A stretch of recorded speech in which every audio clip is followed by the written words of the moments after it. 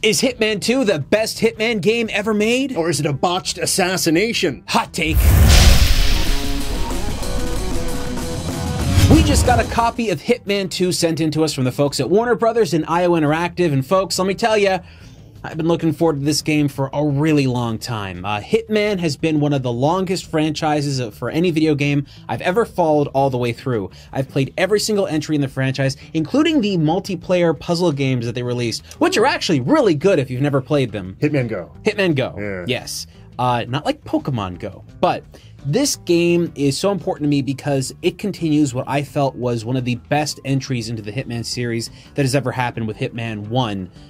Previous to this. Let's talk about the naming convention here, because this is where things get a little bit weird. Okay, can I say a thing really quickly? Go ahead. I played half an hour of Hitman Absolution, and that is my experience. So today I want Shane to tell me about Hitman and Hitman 2. You seem to really love these games. Yes. Can you sell me? That's the idea. On Hitman 2? This what's going on here? See, folks, this just isn't just a review. This is me trying to get him into this game series. Now, oh, it's going to be a hard sell. Here's what's going to happen, all right? The Hitman series has been going on for a very long time. The very first one was with Hitman Codename 47. There was an original sequel called Hitman 2 Silent Assassin, and those two names have confused people with the latest entries. I can see why. Yeah, because the new entry of Hitman and Hitman 2 are continuations of the Hitman story, but they almost feel like whole new games to an extent. So they're not a fresh reboot, but in some facets they're a fresh reboot. To an extent. So I'm a big fan of Blood Money. Blood Money was one of my favorite entries into the franchise. I really like Contracts as well.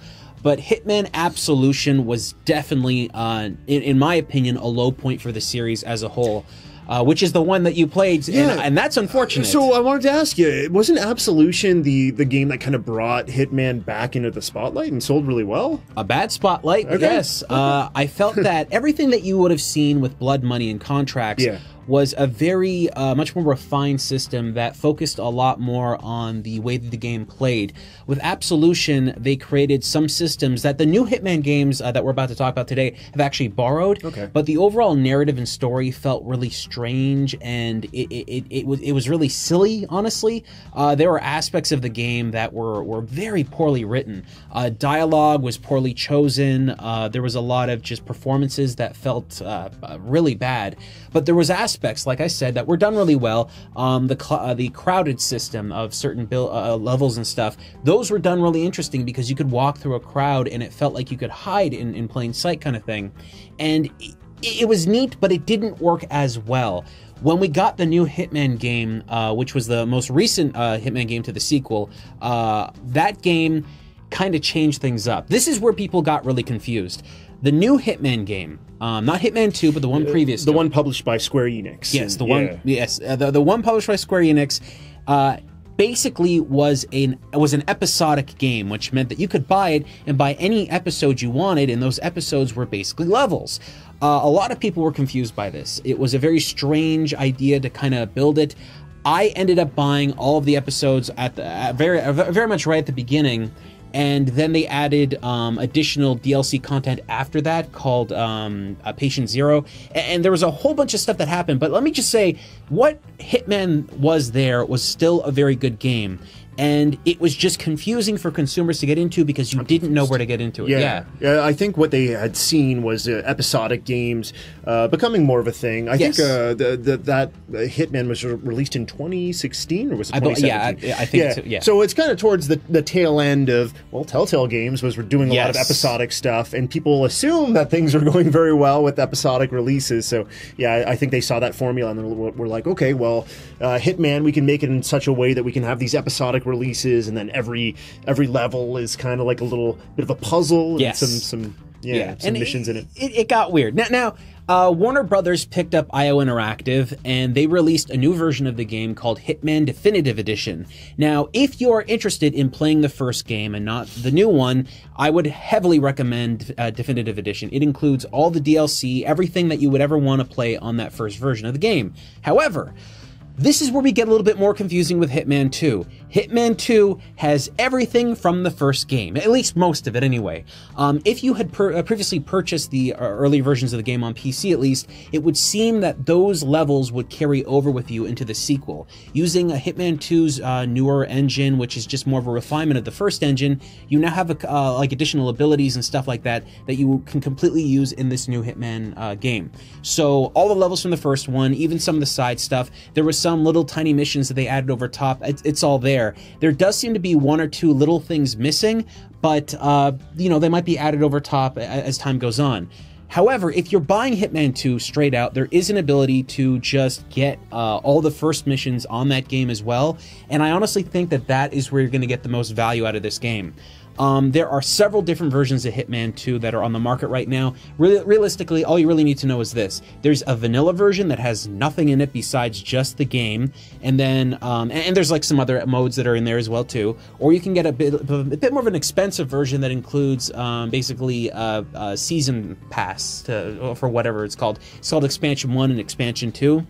We don't know if there's going to be more expansions down the line, but what I can tell you right now is that by getting just the vanilla model of the game and purchasing like I guess it's like a DLC pack or whatever to get all the first levels on the first game, you can do that and play through the entire experience, Hitman 1 and 2, just using this version of the game. So a couple questions, super duper quick. Yes. So again, yeah, it does seem quite confusing. So the first Hitman had a season like episodic in nature, sort of system. You get a level a month or every couple months or so. So this new one doesn't have that sort of episodic platform at all? Absolutely not. When you buy Hitman 2, you get all the levels right away. Question numero 2. Yes.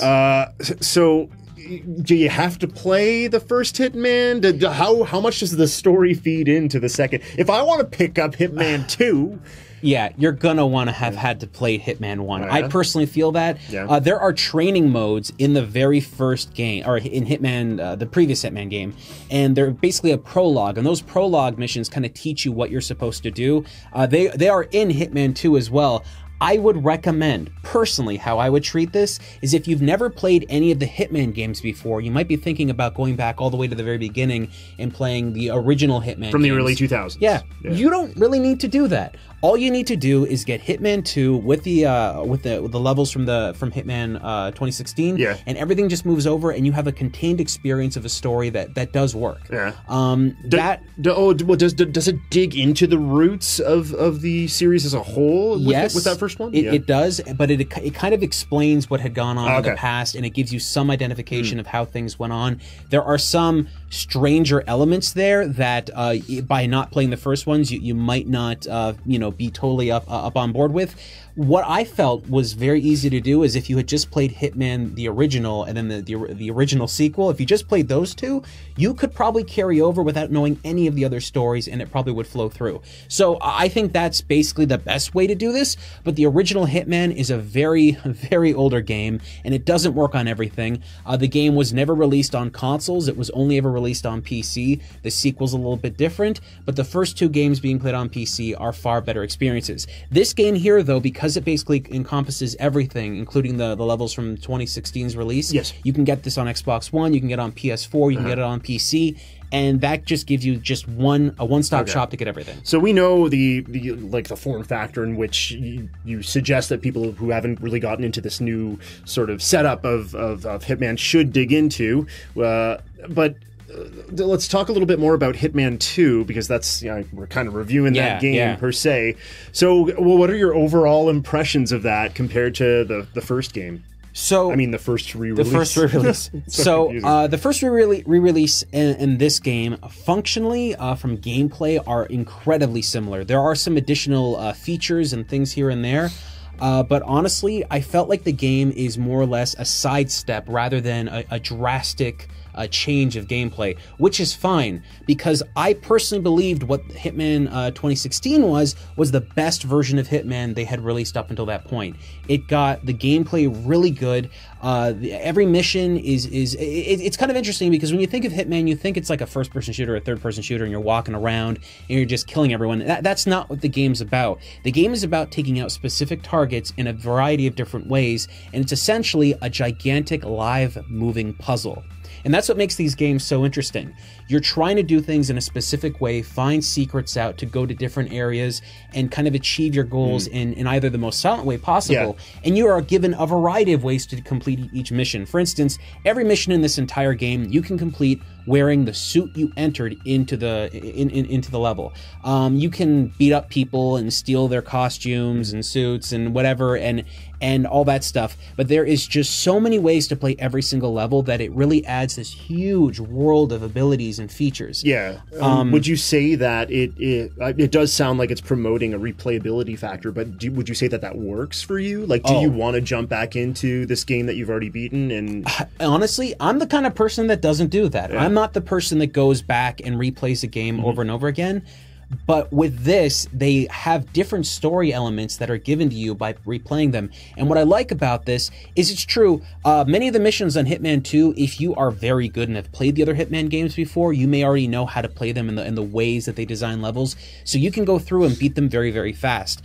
I could have sat down and beat Hitman 2 in a single day. Really? But that's rushing it. If you were to take your time and really explore the levels and everything, it would give you a couple of extra days of gameplay, and to really sit there and beat each level a variety of different ways adds on to the complexity and the difficulty. But what's great is going back and replaying a mission again and again gives you other unlockable weapons and hardware that can make other missions easier. Is it like an achievement system? Basically like that, yeah. You did say that you sort of unlocked or found other little things, like maybe tiny touches here or there within levels. Does it add to the story at all? Yeah, it does. This is the thing. When I talk about the levels on this game, I honestly want to say, and maybe this is going to be like a little crazy for fans of the series, Hitman 2's levels seem to be better designed levels than what you would have seen in Hitman 2016. Rather than improving the game mechanics too much, which they are better here with additional features and stuff, they've gone out to make the levels far more interesting. They're bigger. They are more expansive. They've got way more detailed characters in each and every single level, and it really feels like that there's a lot more time and effort placed into the very minute details. For instance, there's one point on one of the levels when I was just walking down a street and I heard two people talking, and when they were talking, they were talking about the story that had happened involving another character that you can find in the level, and as they're speaking, the music actually starts to play a little bit more harmonically to kind of, go to the story that they're talking about. You didn't really see that in the earlier Hitman games. It felt like these characters weren't just NPCs in a world. It felt like they were more living and breathing kind of thing. They did add some additional features onto the gameplay as well, like now when you see your if there's a mirror in front of you, in the past you would be able to walk up to somebody and like choke them out in front of a mirror and it wouldn't be a big deal, right? In this one, if you walked up behind somebody and they saw you in the reflection, they see you in the reflection. It's a tiny little detail, right? So Agent 47 is no longer a vampire. Yes. Okay. What's so cool about this is that they've added all of these tiny little details that make the gameplay that much better. And because they've done that, they've taken all those additional details like hiding in bushes and stuff like that, and hiding in crowds, and it's now all available in Hitman 2016's levels as well too. So you're not just getting the exact same levels from the past, you're getting the same levels with upgrades as well. Now, all that being said, I think the game, I think there's better visual effects here. I think the game performs better. I was able to get a much higher frame rate on this one on my PC than I was capable of getting on the previous version. They definitely have a lot more things that you can do in the levels too. I didn't really expect this to happen as much as it did, but there were just, you see a building, you can walk into the building and maybe you don't do anything there. But because the levels are so big, there's a system in this game called contracts. And with contracts, players can build contracts for other players to play and like kill certain people and stuff like that. So in this game, what they've done is by making these levels a lot bigger, there's a lot more variety for players to actually build these contracts for other players to complete. And I really, really like that. The bigger the levels are, the more things you can do, and the more things the developers can do to add on levels. Just like in Hitman 2016, there was a whole bunch of levels that that had additional elements added onto them as kind of just free additions after a while. And I think you might see that happen with this one as well, because the levels are simply just so big that there's so much playground for them to play in. So levels being that large, I like from what I know of Hitman, you have a target. Oftentimes those targets are moving around and stuff. Having a level being quite a bit bigger, or is it more difficult to like track people? Like they run on a cycle. Well, it can be like that, but you also have time limited targets. In some instances now they've actually played up with the formula of how some of the levels work. For instance, the very first level of Hitman 2, without getting into spoilers or anything, you can actually just go right at the beginning. You go to a building and there's nobody there. You're breaking in. And then the people you're supposed to take care of actually come into the building as you're there. There's another mission where you're not supposed to kill one person. You're supposed to get rid of them, like escort them out of the building. There's all these little tiny details that change up things. There's one mission where you're supposed to kill someone. You don't know what they look like. You don't know who they are and all that stuff. So you have to listen to people talking to build stuff up. Those little added touches kind of change up the gameplay just a bit to give seasoned Hitman players a little bit more of a different feel for what they're supposed to do. But when a level is so big, there are different difficulty modes.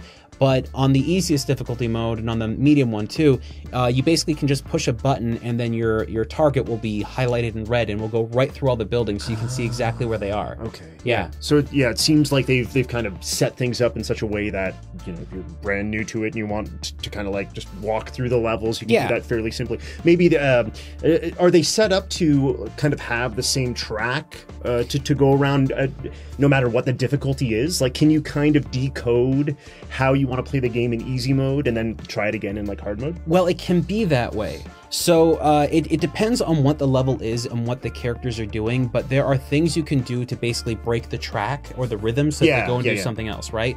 Hitman is a game about trial and error because, like I said, it is a puzzle and you're trying to figure out the best way to achieve that puzzle. And in this game, because of the track system, you might feel that you might miss something once in a while because you've done something.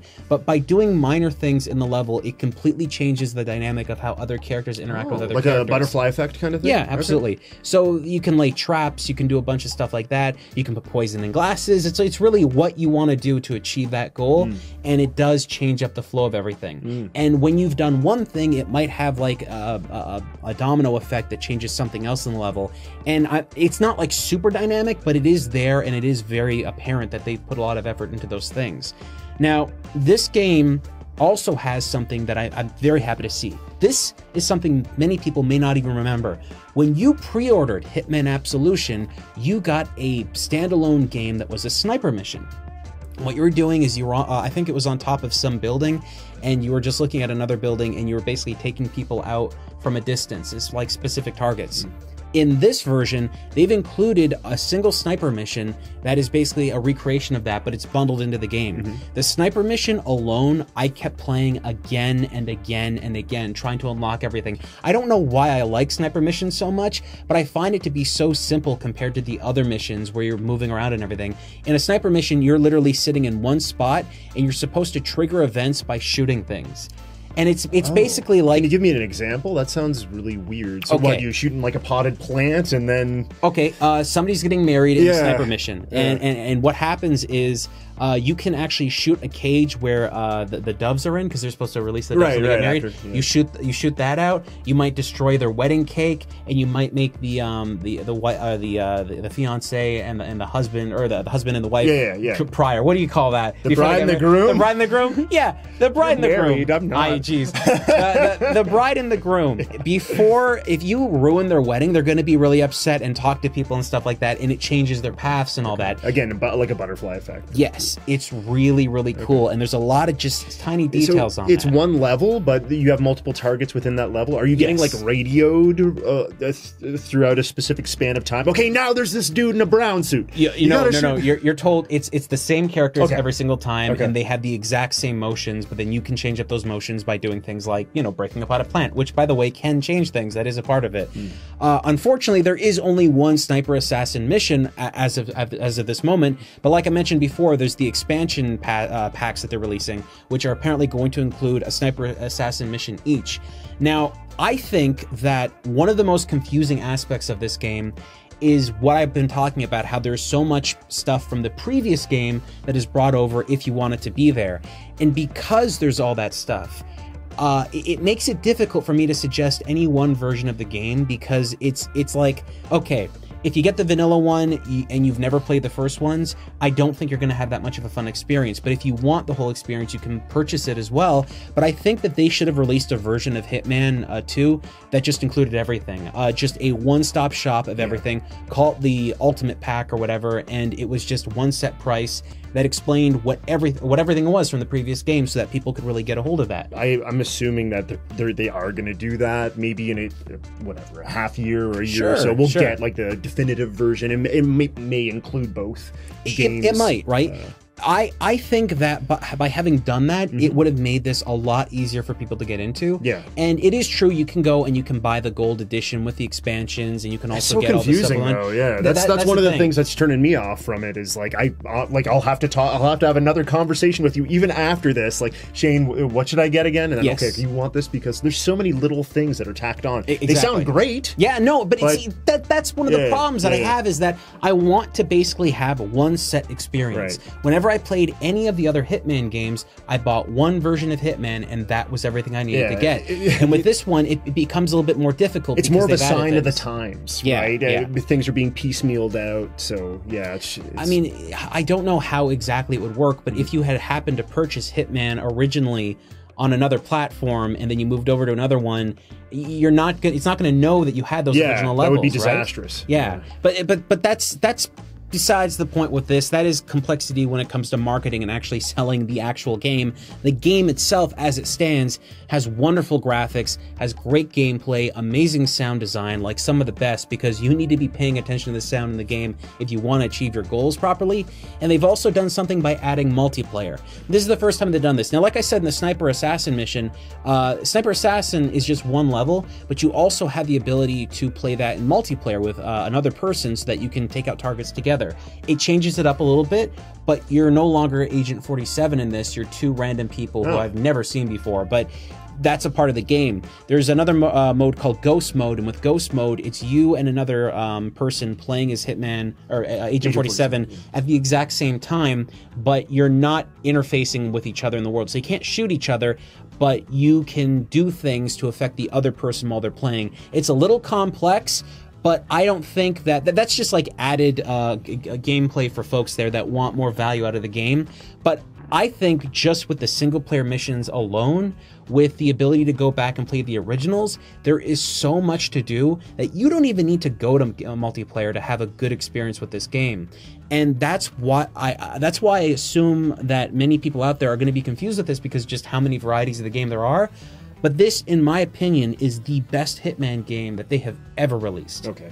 So if anyone wanted to jump in right now, would you recommend people, would you recommend them jumping into Hitman 2, even if they, like, okay, no, I want to play the newest one, whatever, I want to play the one with the best graphics?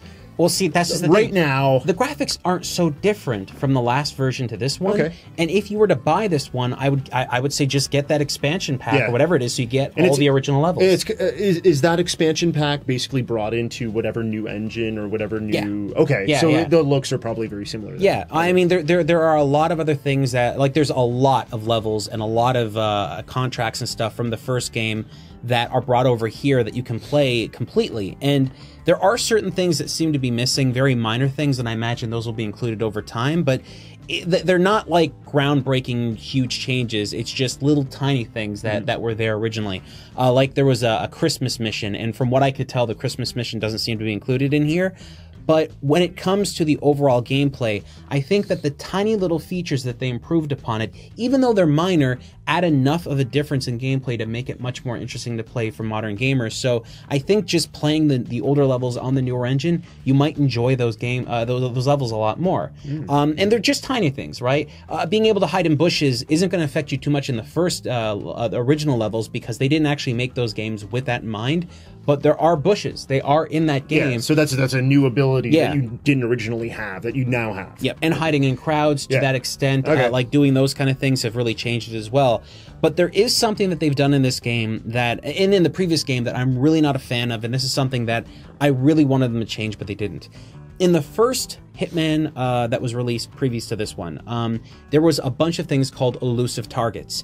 Now, Elusive Targets were unique targets that appeared on a stage, and you had to take care of them in a certain amount of days. Like real days, you'd have like 3 or 4 days to take care of them, or take them out, and then you could, and what was a problem with this is that once you'd played that mission, you'd never be able to play the mission again. There is a way to scam the system by force quitting on Hitman to get out of it and jump back in and retry if you failed and all that stuff, but most people out there who play the game only have the one chance. You go in, you've got one chance to do it, and if you die or if you fail or whatever, you lose outright. You can never ever play that mission again. Wow. Yeah, that sounds. It sounds. It is one and done, and then sealed. It sounded neat at the time, but after having that experience, and I'm one of the people that actually have like taken out a huge chunk of the Elusive Targets.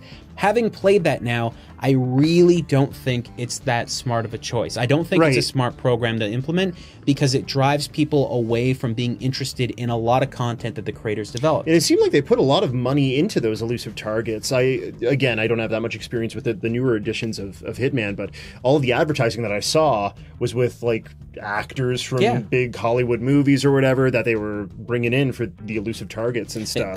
They had Gary Busey and Gary Cole. Yeah. And then this one, most recently, and I did complete this before we did this video, there's a Sean Bean Elusive contract, which you can clearly tell they put a lot of time and effort into with unique dialogue. And unfortunately, I'm afraid when I play those if I'm going to lose, so I do it the easiest way I can, and I assume I'm missing a bunch of stuff because of that. You don't want to get locked out, right? Yeah. So that seems bizarre to me that they bring in these people, spend all this money on advertising, and then it's like, well, you only get to play it once and then never again. Like those are the missions I would figure that I would want to play more than like some of the other ones. Yeah. Because I want to see everything that Gary Busey's going to do. Of course I know, right? Just to know that there's all these contracts that are being that people can't go and play is sad, and I really feel that they should find some way to bring those elusive contracts back as full unlockable things so people can just play them. I know that they want to have the elusive contract system with Hitman 2 as well, and it looks like they're implementing that, but at the same time, I want the elusive contracts to be one fit thing for a day, and then a month later they're unlocked. Something like that, because I just want to be able to replay them again and again and enjoy them as unique pieces of content. Yeah, it's bizarre to me that they didn't include all those elusive contracts with like the full version of the first Hitman, the re-release. Yeah. Because I figured that was something that they would dish out at the very end, so... Yeah, I don't know, maybe they will unlock all that stuff for the end of this one, but yeah, I mean, look, overall, even if you just forget about elusive targets in general, what you're dealing with here is a far superior game. You've got a bump up on graphics, a bump up on performance, a higher attention to detail in the levels than ever before, even though I thought they did a pretty good job in the past. But because they're not really messing around with the engine too much, they seem to be able to do a lot more with the levels in that design.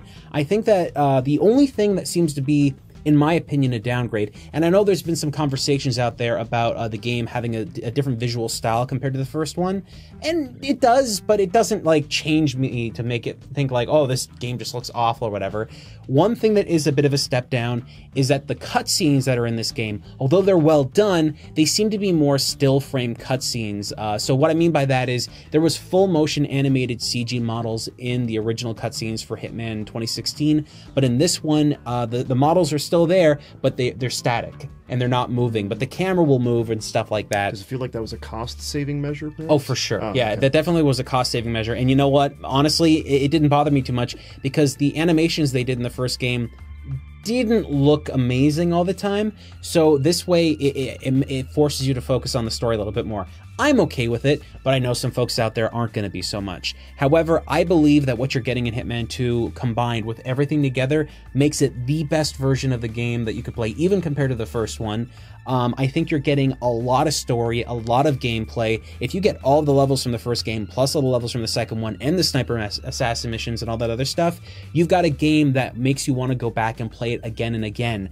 And to unlock all those items and things is just really fun, because you can use those when you actually go to take on the elusive targets as well. So this is something that I think fans of the original Hitman series are going to love. If you're a big fan of Hitman 2016, I think this is a very... I can't imagine you'd want to skip this. And if you were not a fan of the episodic nature of Hitman 2016, this remedies that completely. You get the whole game right away, and you can play everything immediately. And I think that's the way that a lot of gamers out there really wanted this initially. I heavily recommend this game. Being a longtime Hitman fan, and if you did play Hitman Absolution and didn't like it, oh no, I liked it. Yeah. This is better. Okay. This is so much better. This is so much better than Hitman Absolution. I got derailed as I was playing Absolution. Something else came out, and I was like, oh, I'm playing this now. All right. Well, I think this is a worthwhile game. But folks, what do you think? Have you tried out the new Hitman, or are you interested in it based off what I said? Let me know what you think.